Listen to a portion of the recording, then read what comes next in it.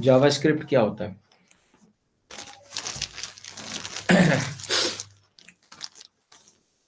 For example, कोई form आपने fill किया। लेट सपोज आपने अपना रिजल्ट चेक करना है। आपने सेम वही एनरोलमेंट फॉर्म मतलब एनरोलमेंट नंबर डाला, फॉर्म ओपन किया रिजल्ट चेक करने का। और बाय मिस्टेक अगर आपने एनरोलमेंट नंबर पूरा नहीं डाला या फिर गलत डाला, लेट सपोज अगर आपके एनरोलमेंट नंबर की लेंथ है 10 डिजिट्स की और आपने बाय मिस्टेक एंटर कर दी 9 डिजिट्स या 8 डिजिट्स, और आपने ध्यान नहीं दिया, आपने सबमिट पे क्लिक कर दिया, तो आपके पास तुरंत एक एरर मैसेज आ जाएगा कि please check the length of the number और please enter the proper number. मतलब कुछ इस तरीके से आपके पास मैसेज आ जाएगा, जिसे पढ़ के आप ये अंडरस्टैंड कर सकते हैं कि हाँ भाई, जो मैंने डिटेल्स डाली हैं that are not the proper and I need to reverify the details. और एज सुन एज आपने प्रॉपर डिटेल्स डाली, आपने सबमिट किया, इट विल गो अहेड। तो जो ये मैसेज अलर्ट आपके पास आता है, this is perform through JavaScript. JavaScript basically क्या होता है? जावास्क्रिप्ट इज अ लैंग्वेज जो वेब प्रोग्रामिंग में क्लाइंट साइड वैलिडेशन के काम में आती है। पहले क्या होता था, जब हम जावास्क्रिप्ट यूज नहीं करते थे, तो आपने नंबर भले ही गलत डाला, आपने कोई वैल्यू चेक नहीं हुआ, सबमिट पे किया, डेटा प्रोसेस हुआ, बैकएंड पे गया, वहाँ पे सर्वर को हिट हुआ, सर्वर ने क्रॉस चेक किया नंबर को और उसने चेक किया कि भाई this is not a valid number, या फिर इस नंबर से हमारे पास कोई रिकॉर्ड एग्जिस्ट नहीं करता। तो अननेसेसरी जो आपका क्लाइंट के मतलब क्लाइंट से सर्वर को जो डेटा ने हिट किया, वो जो स्टेप होता है, it increase the complexity. Database में बार बार आपको चेक करना पड़ता है, डेटाबेस लॉगिन करना पड़ता है। So in order to avoid all this, हमने क्या किया कि कोई एक ऐसा तरीका होना चाहिए कि हम जो भी अपना टास्क परफॉर्म कर रहे हैं, कोई भी डेटा हम सबमिट कर रहे हैं, बिफोर सबमिटिंग हम ये वैलिडेट कर सकें कि whether the data which we are providing is appropriate और नॉट। तो उस चीज़ को चेक करने के लिए जो टेक्नोलॉजी हम यूज़ करते हैं, दैट इज़ द जावास्क्रिप्ट। इसी वजह से हम इस जावास्क्रिप्ट को कहते हैं, JavaScript is basically used to check the validations, या फिर आप कह सकते हो क्लाइंट साइड वैलिडेशंस। तो जो भी एरर होगा वो वहीं पे चेक कर लेता है उसको। अगर कोई दिक्कत लगती है तो आपको एरर दे देता है, आप उसे क्रॉस वेरीफाई कर लेते हैं और उसके बाद आप सबमिट करते हैं। तो उससे क्या होता है कि आपका नंबर ऑफ टाइम्स जो सर्वर को हिट होता है वो कम होता है, और इसकी वजह से जो आपकी कॉम्प्लेक्सिटी होती है वो रिड्यूस होती है। अननेसेसरी आपके सर्वर प्रोसेसिंग, बार बार उसको सर्वर को चेक करना, डेटाबेस को चेक करना एंड ऑल, ये सारे टास्क आपके बच जाते हैं। तो जावा स्क्रिप्ट हम इसीलिए यूज करते हैं। जावा स्क्रिप्ट में हम कई तरह की वैलिडेशन हम चेक करते हैं। जैसे फॉर एग्जांपल, हमने कहीं पासवर्ड डालना है, हमने वहाँ पे एक वैलिडेशन लगा दी कि पासवर्ड हमारा एक अपर केस लेटर होना चाहिए, एक लोअर होना चाहिए, स्पेशल कैरेक्टर होना चाहिए, या फिर इतनी लेंथ का होना चाहिए। आपने कहीं ईमेल आईडी डाली, आपने एक फॉर्मेट दे दिया, ऐट के बाद ये होना चाहिए, आपने गलती से वो नहीं डाला तो वो चीज़ आपको एरर दे देता है वहीं पे ही। आपने मोबाइल नंबर एंटर किया, आपने डाला कि मोबाइल नंबर इतने लेंथ का होना चाहिए, 10 डिजिट्स का होना चाहिए, आपने कहीं कम ज़्यादा डाल दी, आपने सबमिट किया तो आपको एरर मैसेज आ जाएगा। आपने डाला कि मेरा जो नेम है वो सिर्फ करेक्टर्स में होना चाहिए, आपने कहीं अगर न्यूमेरिक डाल दिया तो आपको एरर आ जाएगा। तो these are sorts of validation which are perform through JavaScript. ठीक है। जावा स्क्रिप्ट बेसिकली आपकी जो काम करती है सिर्फ HTML के साथ काम करती है, HTML पेजेस पे या वेब पेजेस पे आप कह सकते हो। JavaScript is a scripting language. JavaScript जो है आप डायरेक्टली HTML पेजेस में एम्बेड कर सकते हो, HTML कोड के साथ इम्प्लीमेंट कर सकते हो। जावा स्क्रिप्ट आपकी इंटरप्रेटेड लैंग्वेज है, मीन्स आप जब रन करवाओगे तो उसमें कोई कंपाइलेशन वगैरह की जरूरत नहीं होती। नॉर्मल लैंग्वेजेस में क्या होता है, आप जो भी कोड लिखते हो कंपाइलर उसे कंपाइल करता है, उसके बाद जाके वो एग्जीक्यूट होता है। लेकिन जावा स्क्रिप्ट में ऐसा कुछ नहीं है। जावा स्क्रिप्ट आप डायरेक्टली HTML वेब पेज में इंटीग्रेट करते हो, उसी के साथ लिंक करते हो, और जब आप उसे रन करवाते हो तो डायरेक्टली रन होता है विदाउट एनी कंपाइलेशन। ठीक है। JavaScript is a source free open source code है, उसके लिए आपको कोई लाइसेंस वगैरह कॉपीराइट की जरूरत नहीं होती। तो ये कुछ फीचर्स हैं जावास्क्रिप्ट के, या फिर आपसे पूछा जाए व्हाट इज अ जावास्क्रिप्ट तो आपको यही लिख के आना है। दूसरी चीज हमेशा ध्यान रखना है, जावा और जावास्क्रिप्ट आपका दो अलग अलग लैंग्वेजेस हैं। JavaScript is basically use for in web technology for validation checking, और जावा होती है आपका प्रॉपर प्रोग्रामिंग लैंग्वेज जो बैक एंड कोडिंग के काम में आता है, and it is a product of the Sun Micro System. तो जावा और जावा स्क्रिप्ट में कभी कंफ्यूज मत होना, कोई अगर आपसे पूछता है तो they both are different languages. JavaScript validation का सबसे बड़ा एडवांटेज यही है कि आपकी जो भी वैलिडेशंस होती हैं क्लाइंट साइड पे जाती हैं, आपको सर्वर को हिट नहीं करना पड़ता, तो इसकी वजह से आपका जो सर्वर पे लोड होता है वो कम से कम रहता है। मतलब इंटरेक्शन सर्वर से हमें कम से कम होता है, और हम ये एज्यूम करते हैं जितना इंटरेक्शन हमारा कम से कम होगा सर्वर से, उतना हमारा जो कॉम्प्लेक्सिटी है वो रिड्यूस होगी, एरर आने के चांसेस कम से कम रहेंगे।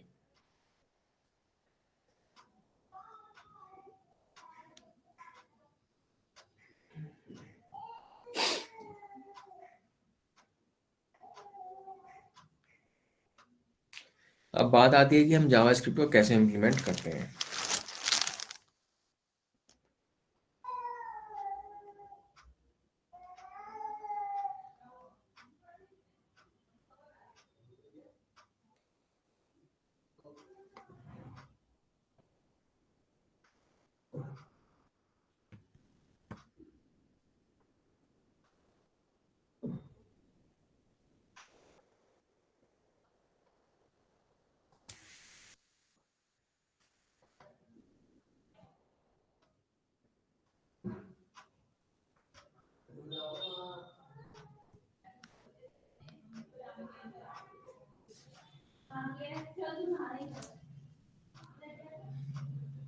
आज इसमें गूगल चैट में ये स्क्रीन शेयर करने का ऑप्शन डिसेबल आ रहा है क्या आप लोगों के पास भी?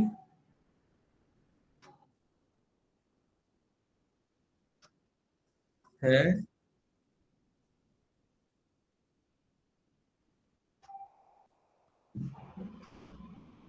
या आरसीएम में कैसे बोल, जावास्क्रिप्ट एचटीएमएल में ही आपकी इम्प्लीमेंट होती है, तो हमें लिखना वही नॉर्मल एचटीएमएल का कोड ही है अपना।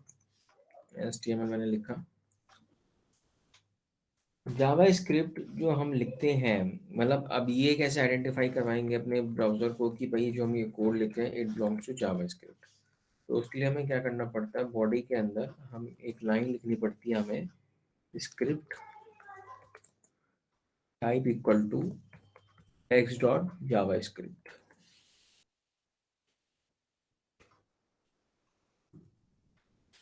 ठीक है, आप ये लिखोगे, उसके बाद आपको जो भी स्क्रिप्ट टैग आपने लिखा है ओपन किया, तो आपको स्क्रिप्ट टैग क्लोज भी करना पड़ेगा, और जो भी आपको कोड लिखना है आपको जावा स्क्रिप्ट वाला वैलिडेशन वाला कोड आपको इस स्क्रिप्ट टैग के बीच में लिखना पड़ेगा। फॉर एग्जाम्पल अगर मुझे कुछ आउटपुट दिखाना है, मैंने लिख दिया डॉक्यूमेंट डॉट राइट। आउटपुट दिखाने के लिए हम लिखते हैं डॉक्यूमेंट डॉट राइट, और उसे जो भी आउटपुट दिखाना है वही हम इसी तरीके से डबल कोट्स में लिखते हैं।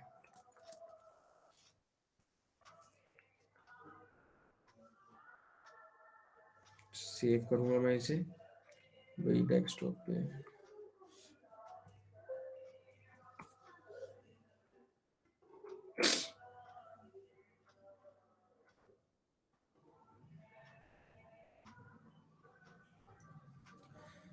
तो जो भी हम यहाँ पे आउटपुट लिखेंगे वो आउटपुट आपका यहाँ पे इस तरीके से आपके डिस्प्ले होगा। ठीक है, अब उसके बाद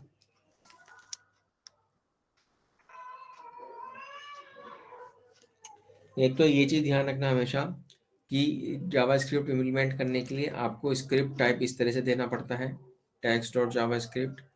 कोई आउटपुट देना है तो वो आपको इस तरीके से देना पड़ेगा। अब फॉर एग्जांपल जैसे हम वैलिडेशंस कैसे देते हैं, जैसे आप कहते हो पॉपअप आता है, जैसे फॉर एग्जांपल मैंने नेम लिखा, टेक्स्ट बॉक्स बनाया, अब मैंने उसके अंदर लिखा कि भाई मेरा नेम ये है, कैरेक्टर्स होने चाहिए, मैंने कहीं न्यूमेरिक डाल दिया, रन करवाऊंगा तुरंत एरर आ गया। सबमिट बटन पे क्लिक करते कि भाई the entered character is not in proper format, या कुछ भी जो एरर आया वो कैसे आएगा वो भी देखेंगे। उससे पहले बेसिक्स आप थोड़ा सा समझ लो। ये मैंडेटरी है शो करने के लिए डॉक्यूमेंट डॉट राइट। राइट आपकी बेसिकली एक क्लास है जो कि फाइल्स में डिफाइंड है। राइट मेथड है, ठीक है, डॉक्यूमेंट क्लास का। डॉक्यूमेंट बेसिकली जो क्लास है उसका, अगर आपने जावा पढ़ी हो, उसका आपका ऑब्जेक्ट है।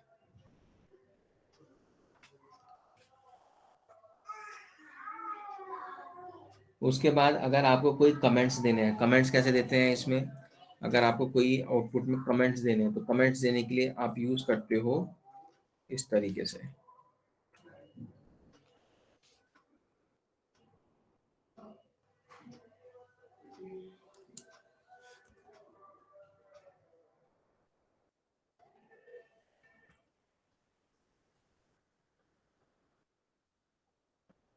ठीक है, तो इस तरीके से हम इसे कमेंट्स में देते हैं। उसके बाद आपका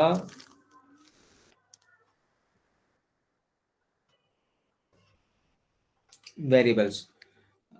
अच्छा, वेरिएबल्स कैसे डिफाइन होते हैं इसके अंदर जावास्क्रिप्ट के। तो जावास्क्रिप्ट हमें फीचर्स प्रोवाइड करता है कि आप जो नॉर्मल बेसिक प्रोग्रामिंग होती है, लूप्स वगैरह, वेरिएबल्स, आउटपुट देखना, कुछ कंप्यूटेशंस करना, वो सारे फीचर्स ये अलाउ करता है। तो अब वेरिएबल्स आप कैसे डिफाइन करते हो जावास्क्रिप्ट के अंदर। अच्छा, जावास्क्रिप्ट आपकी एक चीज ध्यान रखना, is a case sensitive language. ठीक है, जो वेरिएबल्स होते हैं वो आपके केस सेंसिटिव होते हैं। वेरिएबल्स डिफाइन करने के लिए जो मुझे डिफाइन करने पड़ते हैं, उसके लिए जो मैं यूज करता हूँ, मैं यूज करता हूँ var वेरिएबल। कुछ भी मैंने देख लिया, मान लो वेरिएबल का नेम इक्वल टू, और उसकी मैंने कुछ भी वैल्यू दे दी, मैंने मान लो ये वैल्यू दे दी। तो अब जब मैं यहाँ भी यूज करूंगा वेरिएबल, ये वेरिएबल का नेम, तो उसकी वैल्यू ऑटोमेटिकली पिक करेगा मेरी ये वैल्यू जो मैंने वैल्यू असाइन करी है।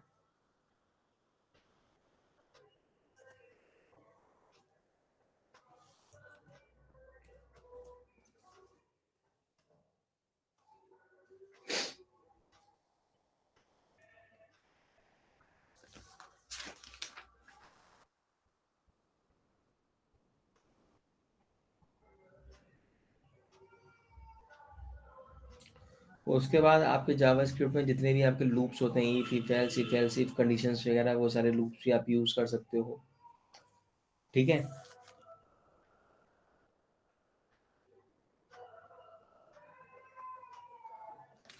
अच्छा, जैसे अब फॉर एग्जांपल एक प्रोग्राम बताता हूँ, देखते हैं जरा।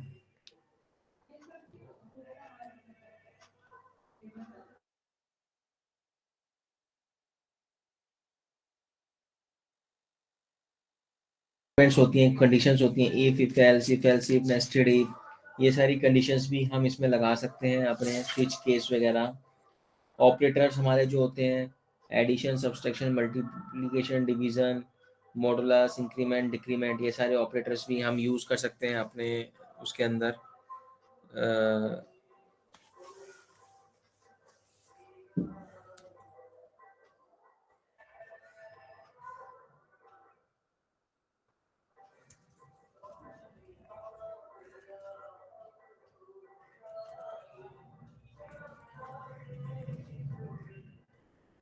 तो मुझे इस वाले ऑपरेटर का मतलब क्या होता है,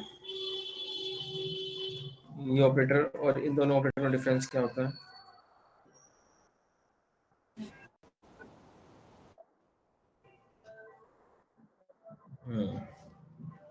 इम्प्लीमेंट करना आता है सबको।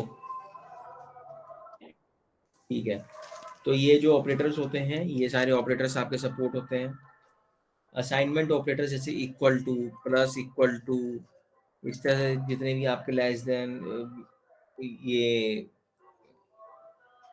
सारे ऑपरेटर्स, और कंपैरिजन ऑपरेटर्स जैसे डबल इक्वल टू, जो वैल्यू चेक करना है, not equal to, greater than, less than, ये सारे ऑपरेटर्स भी, एम्परसेंड आपका, और operator, nor operator, and operator, ये सारे ऑपरेटर्स भी आपके सपोर्ट होते हैं जावास्क्रिप्ट में।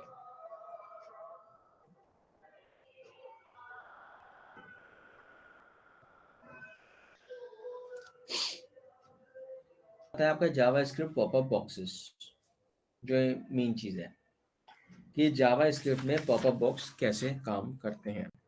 और जैसे फॉर एग्जांपल मैंने कोड लिखा, अच्छा जावा स्क्रिप्ट जो हम लाइन डिफाइन करते हैं वो आप बॉडी पार्ट में डिफाइन करते हो या फिर आप हेडर पार्ट में भी डिफाइन कर सकते हो डिपेंडिंग ऑन द यूसेस।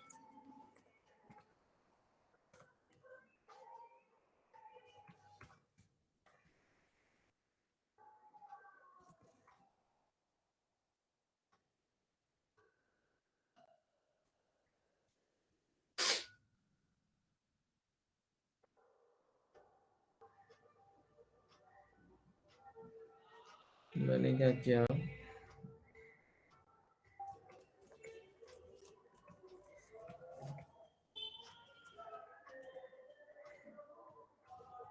मैंने एक फॉर्म बनाया जो हमने उसमें ही पढ़ा था।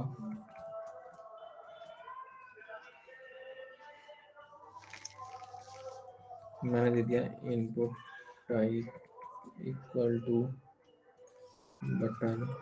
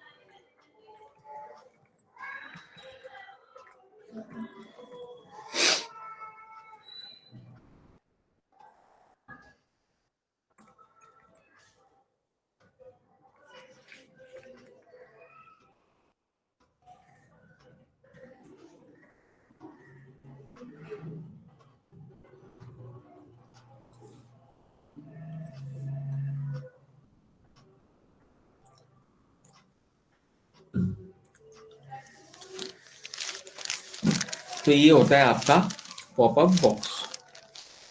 जावा स्क्रिप्ट के अंदर 3 तरह के पॉपअप बॉक्स आप यूज कर सकते हो, alert box, confirm box and prompt box.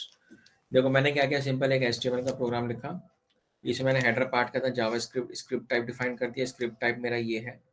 उसके बाद मैंने एक फंक्शन यहाँ पे डिक्लेयर किया। यहाँ पे जब भी कोई फंक्शन बनाना तो हम इसी तरीके से बनाते हैं, फंक्शन कीवर्ड होता है, उसके बाद आप जो भी नेम देना चाहते हैं आप यहाँ पे नेम दे सकते हैं, जैसे हम नॉर्मल प्रोग्रामिंग लैंग्वेज में भी करते हैं। उस फंक्शन के अंदर मैंने बॉडी डिफाइन कर दी, मैंने लिख दिया अलर्ट, अलर्ट कीवर्ड है तो उससे ऑटोमेटिकली समझ जाएगा कि मुझे किस तरह का पॉपअप डिस्प्ले करना है। अलर्ट मैंने पॉपअप किया, उसके अंदर जो भी मैसेज आप डिस्प्ले करना चाहें आप यहाँ पे वो मैसेज डिस्प्ले कर सकते हैं। मैंने स्क्रिप्ट खत्म किया, यहाँ पे हेडर पार्ट कंप्लीट किया। मैं बॉडी पार्ट में मैंने एक फॉर्म बनाया, इनपुट टाइप मैंने एक बटन दिया, वैल्यू दी उसकी, और ऑन क्लिक पे मैंने इस मैसेज को कॉल, फंक्शन को कॉल करवा दिया। और जैसे ही अब मैं इसे रन करवाऊंगा तो मेरा ये बटन डिस्प्ले हुआ।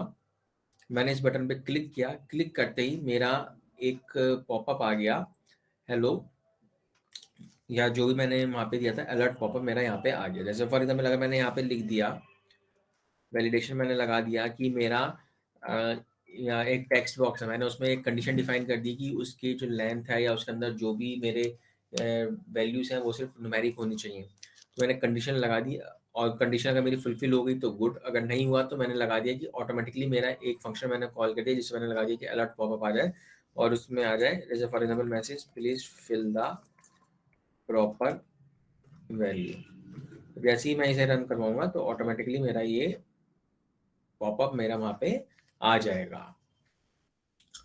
इसी तरीके से मेरा अलर्ट, ये तो अलर्ट हो गया। उसके बाद मेरा आता है कंफर्म करके पॉपअप। कंफर्म में क्या होता है,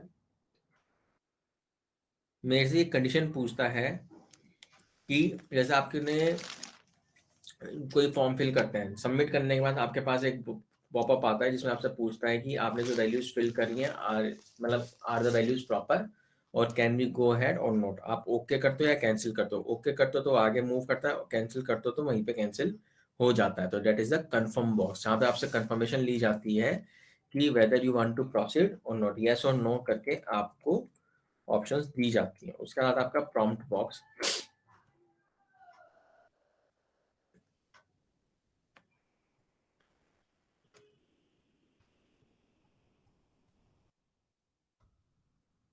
स्पेलिंग दो उसको।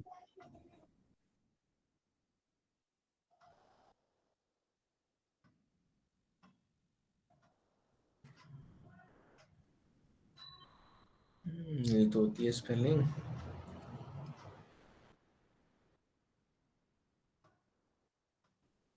या प्रॉम्प्ट बॉक्स, आप जो भी वैल्यू फिल करेंगे उसका आप ओके करेंगे और वो आपका आगे फर्दर मूव करेगा। जहाँ पे आपसे वैल्यूज वो पूछता है या फिर कोई इनपुट लेता है। बहुत सी बार क्या होता है कि आप कोई भी एडवर्टीज मतलब वेबसाइट ओपन करते हैं तो उसमें एडवर्टीजमेंट्स आते हैं। एडवर्टीजमेंट्स में क्या होता है कि आपके पास पॉपअप आता है कि please fill your email ID, please fill your name, mobile number, और उसके बाद आप ओके करते हो, आगे प्रोसीड करते हो। That are the prompt boxes. तो प्रॉम्प्ट बॉक्स इसी तरीके से काम करते हैं। So these are the three types of boxes which are available in the JavaScript. Functions जो आपको डिक्लेयर करते हो इसी तरीके से करते हो। ये मेरा, इसमें मैंने कोई आर्गुमेंट पास नहीं करी है। अगर आप चाहो तो आर्गुमेंट भी पास कर सकते हो, उसके लिए आपको यहाँ पे वैल्यूज़ को रिटर्न करवाना पड़ेगा। नॉर्मल फंक्शनलिटी जैसी हम प्रोग्रामिंग लैंग्वेज में यूज़ करते हैं, टाइप्स ऑफ फंक्शंस हम यहाँ पे उसी तरीके से यूज़ कर सकते हैं।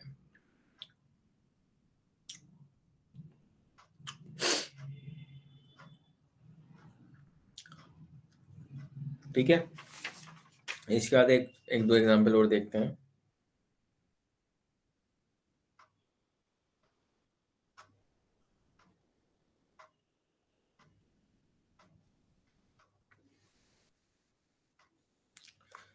ये एक आपका फंक्शन है, मतलब HTML का कोड है।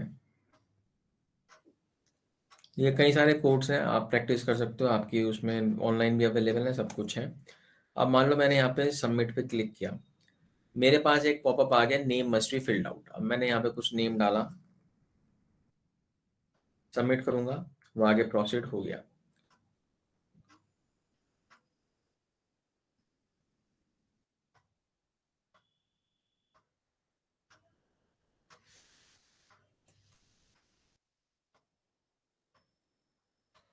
तो ये होता है आपका जावास्क्रिप्ट वैलिडेशन। अगर मैं यहाँ पे कोई वैल्यू नहीं डालूंगा, मैं सबमिट पे क्लिक करूँ, मैंने क्या किया, एक फॉर्म बनाया, फॉर्म में मैंने एक मेथड नेम दे दिया फॉर्म को कुछ भी, उसके बाद मैंने एक मैं फंक्शन कॉल किया, ठीक है, कि ऑन सबमिट मेरा क्या काम हो, वैल्यूज को पोस्ट कर दी मैंने। इनपुट टाइप मैंने टेक्स्ट दे दिया, नेम दे दिया, इसका कुछ लेबल दे दिया नेम, जो मेरा ये नेम यहाँ पे ये लेबल डिस्प्ले हो रहा है। इनपुट टाइप या वैल्यू इसकी सबमिट दे दी मैंने बटन की, ये फॉर्म मेरा क्लोज, ठीक है।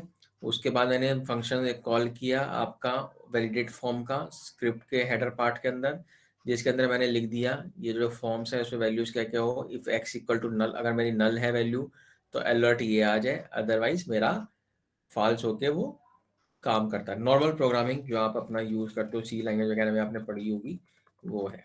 अगर आप यहाँ पे आप कोई वैल्यू डिफाइन कर देते हो कि एक्स इक्वल टू लेंथ में एक्स डॉट लेंथ, अगर मैं कर दूँ एक्स डॉट लेंथ इतनी होनी चाहिए या फिर वैल्यूज ये होनी चाहिए, तो उसके अकॉर्डिंग वो मेरा काम करेगा। जो आप मैसेज दोगे उसके अकॉर्डिंग वो आपका आउटपुट आपको डिस्प्ले करेगा।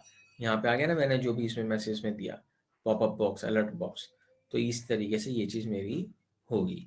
अब मैंने यहाँ पे जो अलर्ट दिया इसकी जगह मैं यहाँ पे मान लो प्रॉम्प्ट कर दूँ,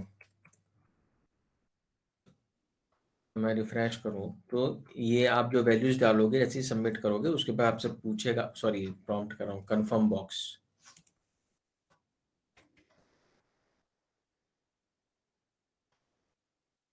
जब आप वैल्यूज डाल दोगे उसके बाद आपसे पूछेगा कि do you want to proceed और नॉट। आप एक के ओके करोगे तो प्रोसीड हो जाएगा, कैंसिल करोगे तो ये कैंसिल होके इसी पेज पे रह गया। अब मैं इसे अगर मान लो प्रोसीड कर दूंगा तो ये ओके ओके आगे प्रोसीड हो जाएगा। यही चीज़ होती है आपकी वैलिडेशंस।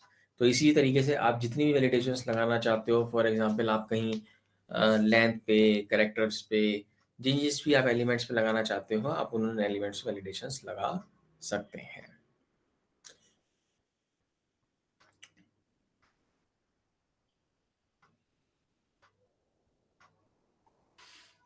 बहुत सारे आपके प्रोग्राम्स अवेलेबल हैं वैलिडेशंस वगैरह के, ऑनलाइन अवेलेबल हैं, आप चेक कर सकते हैं।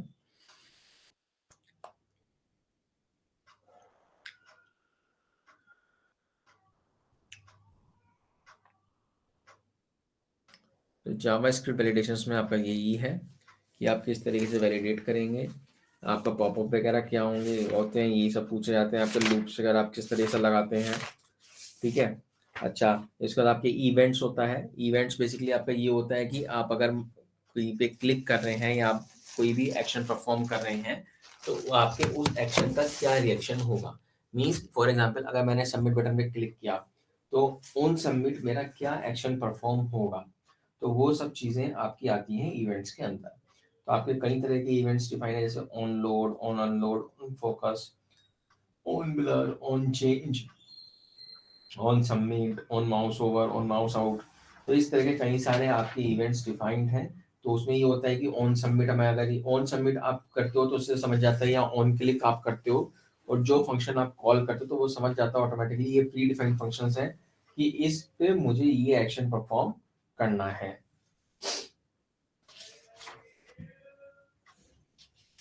तो नॉर्मल जो भी आप प्रोग्रामिंग होती है आपकी, वो सारी प्रोग्रामिंग आप जावास्क्रिप्ट में डिफाइन कर सकते हैं।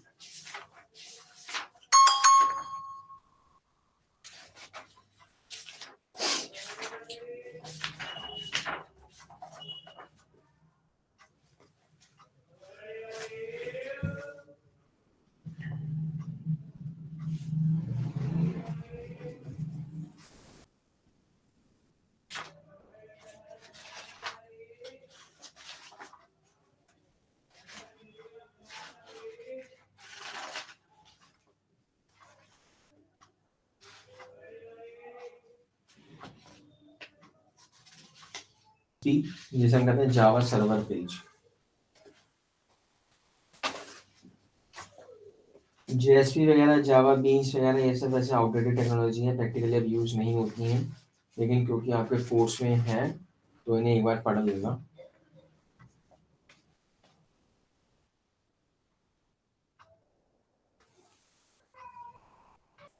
अभी तक जो हमने ये पढ़ा है जावा स्क्रिप्ट वैलिडेशन, सीएसएस वगैरह जो हमने पढ़ा है, एक्सएमएल वगैरह पढ़ा है, these are the client side scripting. Client side scripting का मतलब ये होता है कि जो आप हो, क्लाइंट हो, जो कोई रिक्वेस्ट रेज कर रहा है उसकी साइड पे कैसे कैसे स्क्रिप्टिंग हो रही है।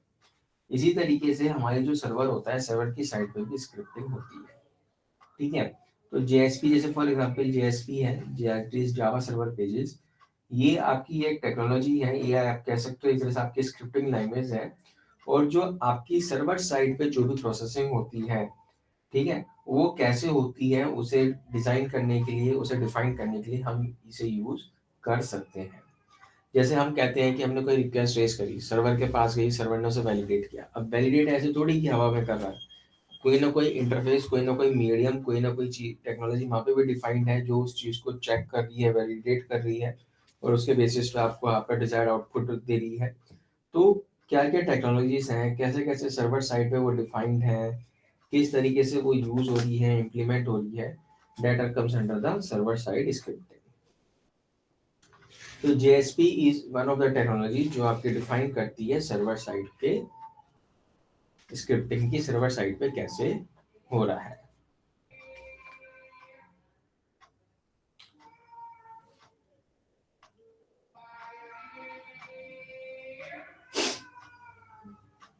लेना, पॉइंट्स याद कर लेना, जो मोटे मोटे मैं फीचर्स बता रहा हूँ। JSP basically is a server-side scripting language.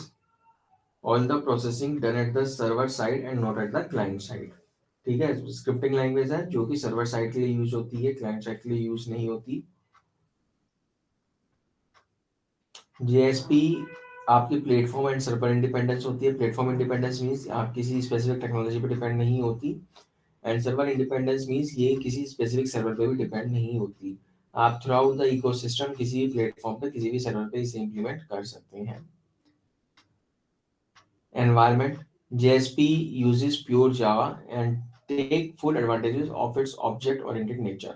JSP जैसा नाम है इनका, JSP, Java Beans, ठीक है, जावा स्क्रिप्ट, ये बेसिकली आपकी जो जावा लैंग्वेज है उनके ऊपर डिपेंड है, ठीक है। और जो आपकी उसमें आप डिफाइन करते हो प्रोग्रामिंग ऑब्जेक्ट्स वगैरह डिफाइन करना, ठीक है, क्लासेस डिफाइन करना, उसी तरीके से आप इसमें डिफाइन करते हो इनमें, और ये उस चीज़ का प्रॉपर इम्प्लीमेंटेशन होता है, या आप कह सकते हो उनका जो भी एडवांटेजेस होते हैं वो ये अडेप्ट करते हैं। एक्सटेंसिबल होती है, मतलब एक्सटेंसिबल इन द सेंस कि आपकी इजीली कंफर्टेबल है आपकी वेब पेजेस के साथ, डायनेमिक वेब पेजेस के साथ, ठीक है। और जहाँ पे जरूरत होती है आप जेएसपी टेक्स्ट को अपने एक्सटेंड भी कर सकते हो, मॉडिफाई भी कर सकते हो।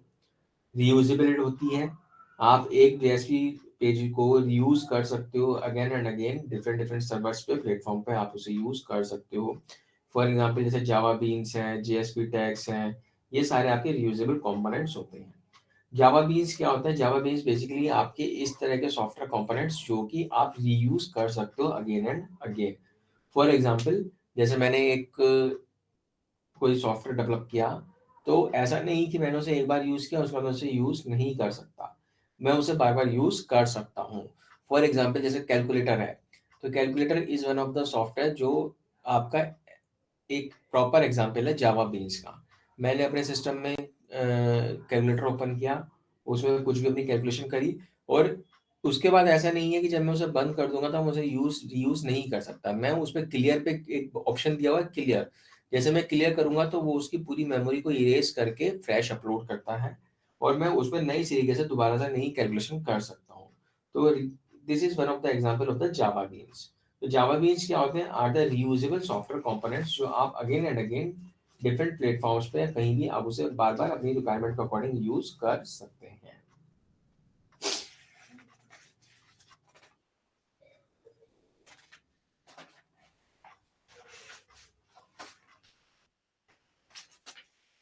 सिंपल लैंग्वेज आती है, सिक्योर लैंग्वेज होती है, सारी चीज़ें ऑब्जेक्ट होती हैं, क्लासेस पे बेस्ड होती हैं, आप उसे यूज़ कर सकते हैं, प्लेटफॉर्म इंडिपेंडेंट होती है। तो ये क्योंकि सारे फीचर्स आपके जेएसपी के अंदर भी हैं, तो that's why JSP is easier to maintenance and considered, मतलब कि आपका एक यूजेबिलिटी फैक्टर को ये परफॉर्म करता है। जेएसपी आपका क्या है? ये सिंपली आपका एक एचटीएमएल वेब पेजेस ही है जिसमें हम कुछ एडिशनल कोड्स डाल देते हैं for the dynamic content. JSP जैसे देखिए सर्वर साइड का जो भी आपकी मतलब स्क्रिप्टिंग होती है या जो भी प्रोग्रामिंग होती है वेब पेजेस होता है, दैट मतलब dynamic web pages. Dynamic web pages in the sense क्योंकि मान लीजिए एक रिक्वेस्ट कई सारे यूजर से आती है एंड द रिक्वेस्ट में वेरी, तो ऐसा नहीं है कि वहाँ पे एक ही तरह की रिक्वेस्ट को सर्वर हैंडल कर सकता है। Server multiple request of different different types आपकी मतलब हैंडल कर सकता है। तो दैट्स वाई जो भी आपकी स्क्रिप्टिंग होती है सर्वर साइड पर, दैट इज डायनेमिक स्क्रिप्टिंग। उसके बाद ये थ्योरेटिकल है जो आपसे पूछा जाता है, ये सब बुक्स में पढ़ लेना, सारे पॉइंट्स वगैरह दे रखे हैं, देख लेना। उसके बाद आता है आपका जेएसपी आर्किटेक्चर, ये इंपॉर्टेंट है। जेएसपी आर्किटेक्चर, जेएसपी आर्किटेक्चर में क्या होता है? फॉर एग्जांपल आप क्लाइंट हो, आपने कोई रिक्वेस्ट रेज करी, आपने कुछ भी रिक्वेस्ट रेज करी कि मुझे इस चीज की रिक्वायरमेंट है, वो रिक्वेस्ट आपकी जाएगी, हम कहते हैं सर्वर के पास जाती है। तो सर्वर के पास जाने में भी आपके इंटरमीडिएट्स होते हैं, कुछ इंटरफेसेस होते हैं जो उस रिक्वेस्ट को कैरी करते हैं। तो जैसे फॉर एग्जांपल जेएसपी की अगर हम बात करें, जेएसपी इंजन और जो वेब सर्वर होता है ये एक इंटरफेस होता है जो कि आपकी रिक्वेस्ट को कैरी करता है बैकएंड पे जेएसपी फाइल के पास। जेएसपी फाइल उस चीज को वैलिडेट करती है whether the request is appropriate और नॉट। अगर वो एप्रोप्रिएट है तो उस रिक्वेस्ट को फर्दर बैकएंड पे कंपोनेंट से, और कंपोनेंट से डेटाबेस के पास लेके जाती है, और उसके अगेंस्ट में रिस्पॉन्स आता है जेएसपी फाइल के पास, और जेएसपी फाइल उस रिस्पॉन्स को वापस रीराउट करती है जेएसपी इंजन के पास, और वो रिस्पॉन्स आता है फिर आपके पास। और इन केस अगर जेएसपी फाइल आपकी रिक्वेस्ट को इनवैलिड फाइंड आउट करती है तो वो वहीं से आपको रिस्पॉन्स डिलीवर कर देती है कि भाई your request is not valid, please raise a valid request.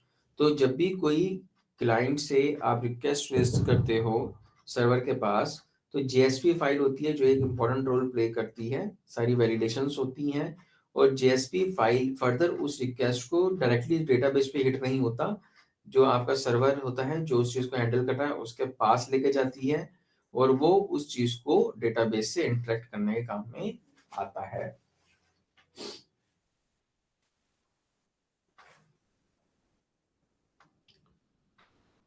जो भी आपका सर्वर साइड पे आपका कनेक्टिविटी होती है डेटाबेस के साथ, that depends on the JDBC, Java database connectivity. आपका ये प्रोसेस होता है पूरा जेडीबीसी, जावा में आपने पढ़ा होगा, जो कि आपका डेटाबेस से कनेक्ट करने के काम में आता है आपके डेटाबेस को। और वो जो भी रिक्वेस्ट भेजता है या फिर जो भी रिस्पॉन्स वहां से आता है वो सर्वर के पास आता है, जिसे हम सर्वलेट भी कहते थे पहले। और वो सर्वलेट क्या होता है, सर्वर साइड एप्लेट्स, मतलब इस तरह के प्रोग्राम्स, डायनेमिक प्रोग्राम्स जो आपके डायनेमिक रिक्वेस्ट को हैंडल करने के काम में आते हैं। और वो सर्वलेट्स उन रिक्वेस्ट्स को भेजता है जेएसपी के पास और जेएसपी उन रिस्पॉन्स को डिलीवर करता है आपके ब्राउजर के ऊपर आपके पास। तो this is the life cycle of the JSP, जो आपकी बुक्स में दी हुई है, एक बार देख लेना। अच्छा, जो भी रिक्वेस्ट जाती हैं वो हमारी टीयर बेस्ड अप्रोचेस होती हैं। फॉर एग्जाम्पल, हमने कोई रिक्वेस्ट रेज करी, सिंगल रिक्वेस्ट रेज करी, वो सीधा डायरेक्ट सर्वर के पास गई, सर्वर ने हमें रिस्पॉन्स दिया, तो ये होती है सिंगल टीयर। उसके बाद आते हैं टू टीयर, और इस तरह से थ्री टीयर, एन टीयर हमारे पास प्रोसेसिंग होती है। तो जब भी हम टीयर्स की बात करते हैं, टीयर्स का मतलब ये होता है कि सर्वर को हम डायरेक्टली हिट नहीं करते, उतनी उनके बीच में सिक्योरिटी लेयर्स हम इंक्रीज करते हैं, इंटरमीडिएट लेयर्स इंक्रीज करते हैं, ताकि आपकी जो रिक्वेस्ट है डायरेक्ट सर्वर पे हिट ना करे और उन लेयर्स से पास होके आपका वैलिडेट होने के बाद ही सर्वर के पास पहुंचे। तो इसी वजह से जितनी ज्यादा लेयर्स हमारी सिक्योरिटी लेयर्स बीच में होती हैं, that model is considered as one of the most appropriate model, because जो रिक्वेस्ट होगी वो उतनी वैलिडेशन से पास ऑन होके उसके बाद सर्वर के पास जाएगी। तो उसमें जो क्या होता है कि जो इनवैलिड रिक्वेस्ट है या इनएप्रोप्रिएट रिक्वेस्ट है वो सर्वर के पास कम से कम डिलीवर होती है या फिर नेग्लिजिबली होती है डिलीवर। और उससे क्या होता है, आपका सर्वर के ऊपर लोड कम रहता है और सर्वर को जो आपका इंटरेक्शन होता है क्लाइंट के साथ वो भी कम से कम होता है। तो उसकी वजह से आपके जो दूसरे सिक्योरिटी फीचर्स हैं, आपके मेंटेनेंस वगैरह हैं, ये सारे फीचर्स आपके बहुत इजीली इंप्लीमेंट होते हैं। जो भी रिक्वेस्ट जाती है आपकी एक वेब ब्राउजर से, वो हमेशा HTTP रिक्वेस्ट जाती है और जो रिस्पॉन्स आता है वो भी HTTP रिस्पॉन्स आता है। जो हम कहते हैं HTTPS, एस जो होता है सिक्योरिटी, जो सिक्योरिटी होती है वो आपकी ब्राउजर साइड पे, क्लाइंट साइड पे इंप्लीमेंट होती है, सर्वर साइड पे इंप्लीमेंट नहीं होती। अब जैसे फॉर एग्जांपल हमने एस में क्या किया, ऑथेंटिकेशन डाल दिया फीचर की आपको ओटीपी ऑथेंटिकेशन होगा या बायोमेट्रिक ऑथेंटिकेशन होगा। तो आप कोई भी रिक्वेस्ट करोगे पहले आपके पास ओटीपी आएगा, आप ओटीपी एंटर करोगे और उसके बाद वो चीज आपकी बैकएंड पे जाएगी। जो ओटीपी आपने एंटर किया वो चेक होने के लिए सर्वर से इंटरेक्शन होता है, क्योंकि वो सर्वर से ही आपको ओटीपी आ रहा है। वो आपका सर्वर इन द सेंस कि जो आपको रिस्पॉन्स डिलीवर कर रहा है वो सर्वर अलग है, ओटीपी बेस्ड जो सर्वर है वो अलग है। तो आपका उससे आपका इंटरेक्शन हुआ, ओटीपी वैलिडेट हुआ, मैच हुआ कि whether it is a correct OTP जो आपने डिलीवर किया था कि नहीं किया था, मैच हुआ, मैच होने के बाद वो ओटीपी के बाद आपकी रिक्वेस्ट होती है फर्दर सर्वर को हिट करती है। और जैसे ही सर्वर को हिट करेगी तो उसके बाद आपका जो भी एक्शन है, आपने जो भी रिक्वेस्ट रेज करी है वो रिक्वेस्ट आपकी फुलफिल होती है।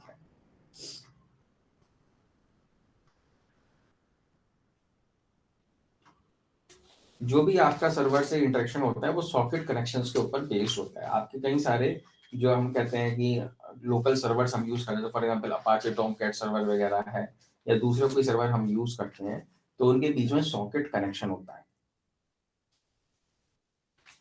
जिसके बेसिस पे आपका ये जो डेटा है टू एंड फ्रो आपका डिलीवर होता है और आपको रिक्वेस्ट लेके जाता है और आपकी रिस्पॉन्स लेके आता है।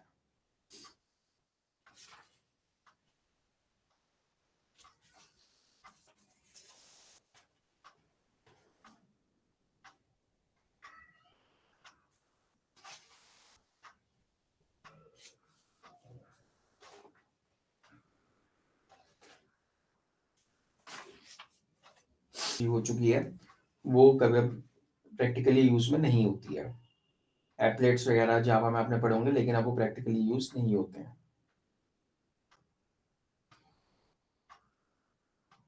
आर इम्प्लिसिट ऑब्जेक्ट्स जेएसपी में। तो जो ऑब्जेक्ट्स ऑलरेडी जेएसपी डॉक्यूमेंट में प्री डिफाइंड डिक्लेयर्ड होते हैं, पहले से अवेलेबल होते हैं, data needs to be declared, मतलब जिसे आप लोगों को एक्सटर्नली डिक्लेयर करने की जरूरत नहीं पड़ती, that are known as implicit objects. So for example, request, response, page, context, session, config, page, exception, application. So these are the few predefined implicit objects जिन्हें आप यूज कर सकते हो। ऑब्जेक्ट्स क्या होता है बेसिकली, क्योंकि जावा पे बेस्ड होते हैं, क्लास और ऑब्जेक्ट्स पे काम करेंगे। तो ये जो ऑब्जेक्ट्स होते हैं ऑलरेडी ये प्री डिफाइंड क्लासेस हैं जो आपकी लाइब्रेरी फाइल्स में डिफाइंड है, तो उन क्लासेस के ये ऑब्जेक्ट्स हैं। तो आपको कोई भी मेथड को एक्सेस करना है तो आप इन ऑब्जेक्ट से by using dot operator directly उसे यूज कर सकते हैं फंक्शंस को, और वो आपके सक्सेसफुली वर्क करेंगे विदाउट एनी एरर। और इन फाइल्स को यूज करने के लिए आपको इन फाइल्स को इंपोर्ट करने की भी जरूरत नहीं या लिंक करने की जरूरत नहीं पड़ती, because they are already pre defined in the library files.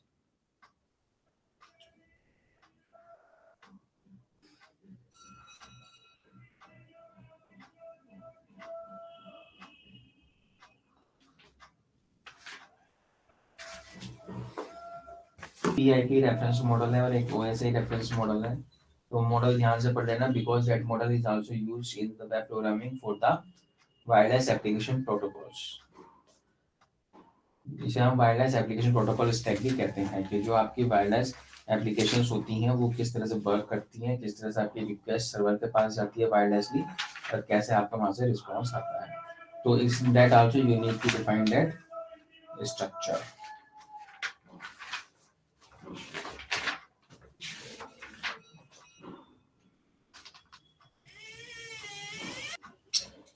Validation के वो देख लेना, जैसे for example email validation, time validation, length validation, और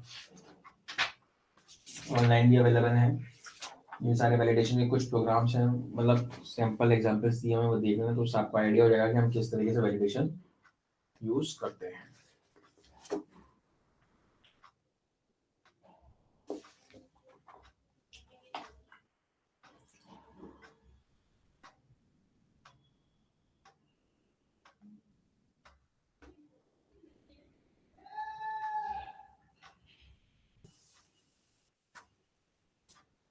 WAP और WML क्या होता है? अब ये तो जो हमने बात करी, जनरली जो हम टेक्नोलॉजी की बात कर रहे हैं, इसमें हम ये एज्यूम करते हैं कि हमने कोई भी रिक्वेस्ट भेजी, रिस्पॉन्स आया, और जो मीडियम हम यूज कर रहे हैं इंटरेक्शन के लिए, that is the wired communication. Wired in the sense, for example जैसे कि आप लोग कोई भी इंटरनेट यूज करते हो, तो पहले क्या होता था, वायर्ड इंटरनेट हम यूज करते थे, वायर से हम कनेक्टिविटी करते थे। तो हम ये एज्यूम करके चल रहे हैं जो ये आपकी जो कम्युनिकेशन हो रही है, that is through the wired communication. लेकिन वायरलेस एप्लीकेशन प्रोटोकॉल जो आजकल ये वायरलेस आप नेटवर्क्स यूज करते हो, हाउ दे वर्क, कैसे उनमें डेटा ट्रांसफर होता है, कैसे आपका रिस्पॉन्स मिलता है, that comes under the wireless application protocol, या फिर WML जिसे हम कहते हैं wireless markup language. Wireless application protocol basically आपका जो TCP IP या फिर आप कह सकते हो OSI रेफरेंस मॉडल है, उसकी जो करेक्टरिस्टिक्स हैं वो सारी वो करेक्टरिस्टिक्स मतलब इनहेरिट करता है। ये बेसिकली आपका 5 लेयर का आर्किटेक्चर होता है प्रोटोकॉल स्टैक में, जो कंटेन करता है application layer, session layer, transaction layer, security layer and the data layer, या फिर जिसे हम डेटाग्राम लेयर भी कहते हैं। जो आपका एप्लीकेशन लेयर है, तो एप्लीकेशन लेयर बेसिकली आपका क्या होता है,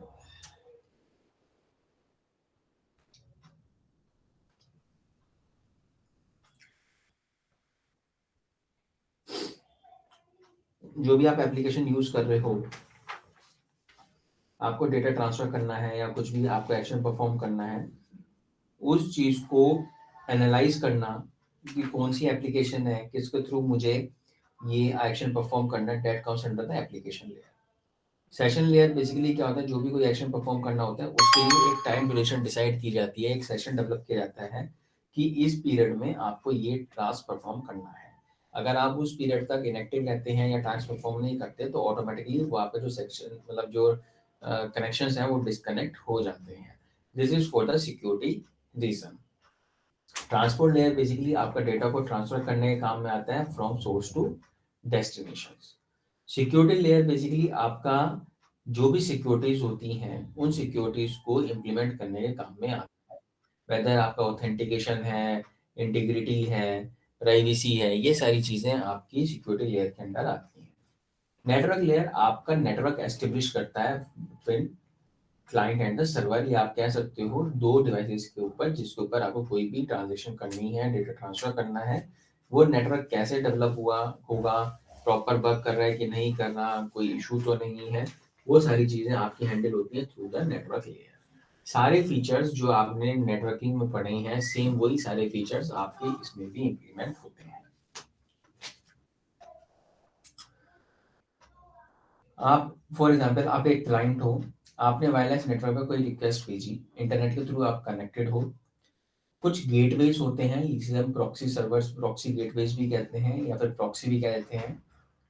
उनमें कुछ एनकोडर्स एंड डिकोडर्स होते हैं जो आपके डेटा को एनकोड करते हैं, आपका सर्वर के पास लेके जाते हैं। सर्वर के पास जब लेके जाते हैं सर्वर पे WML लैंग्वेज होती है, उसकी स्क्रिप्ट्स ऑलरेडी अवेलेबल होती हैं जो उस चीज़ को एनालाइज करती हैं, डिक्रिप्ट करती हैं, फिर उसे एनालाइज करती हैं। एनालाइज करने के बाद अगर वो आपकी रिक्वेस्ट प्रॉपर होती है तो उसके अगेंस्ट में आपको रिस्पॉन्स मिलता है।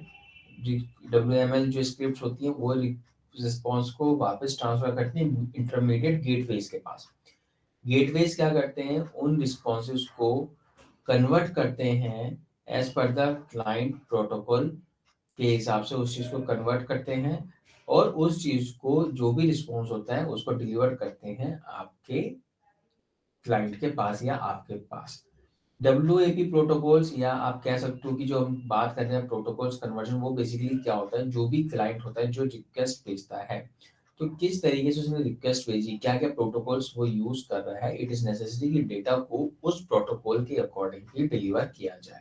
तो उस चीज को कन्वर्जन में जो आपका इंटरमीडिएट हम यूज करते हैं नेटवर्क का गेटवेज या फिर प्रॉक्सी गेटवेज जो हम कहते हैं उन्हें हम यूज करते हैं, जो कि वो रिक्वेस्ट को कन्वर्ट करते हैं उन प्रोटोकॉल्स के हिसाब से जिसमें आपको रिस्पॉन्स चाहिए। और इसे ही हम वायरलेस सेशन प्रोटोकॉल WSP भी कहते हैं। WSP wireless session protocols. और ये जो प्रोटोकॉल्स कन्वर्शन होता है नेटवर्क होता है स्पेसिफिक लिमिटेड टाइम, ऐसा नहीं है कि आपका एक बार सेशन डेवलप हो गया और वो अनलिमिटेड टाइम तक चलता रहेगा। उसकी कुछ ड्यूरेशन डिफाइंड होती है, 5 मिनट, 10 मिनट, 10 सेकेंड, 20 सेकेंड। तो उस ड्यूरेशन के अंदर उसे अपना काम करना होता है and that duration is defined for the security reasons, ताकि कोई और उसे मिसयूज ना कर सके। अब वो जो आपका रिस्पॉन्स आपके पास आया, आपके स्टैक के पास आया वायरलेस, जो मतलब आपके पास ऐसा नहीं रिस्पॉन्स ऑटोमेटिकली ऐसे ही आ गया।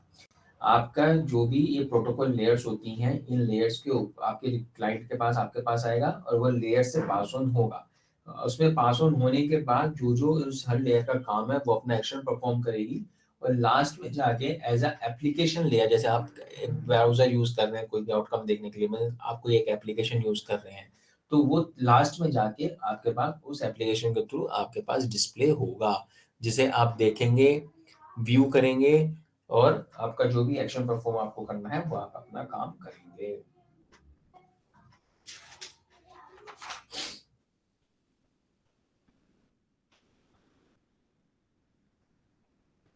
WAP का जो वर्जन आज के डेट में यूज होता है दैट इज वर्जन 2.0।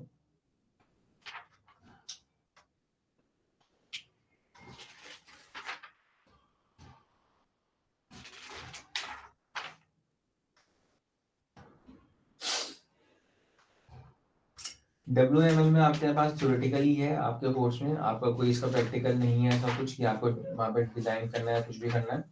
बस आपसे पूछ लिया जाएगा कि ये क्या होता है, पेपर में भी इसी तरह का आता है, या फिर लेयर स्ट्रक्चर डिफाइन करो WML का, WSP का, तो आपको ये सब थ्योरेटिकली वहाँ पे लिख के आना है।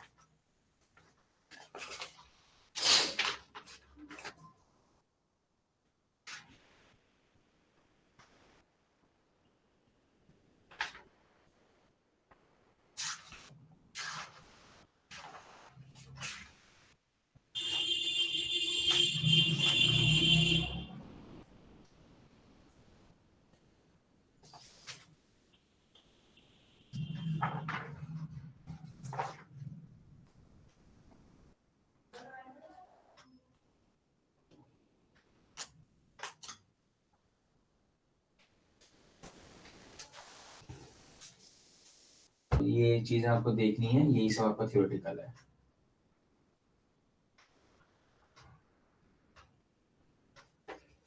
आपका बस सिर्फ एक दो चीज रह गई है, जैसे जावा बीन्स है, थोड़ा बहुत जेएसपी का है, जेडीबीसी है, जावा डेटाबेस कनेक्टिविटी। जेडीबीसी तो आपने ऑलरेडी पढ़ा हुआ भी है, जावा में पढ़ा होगा।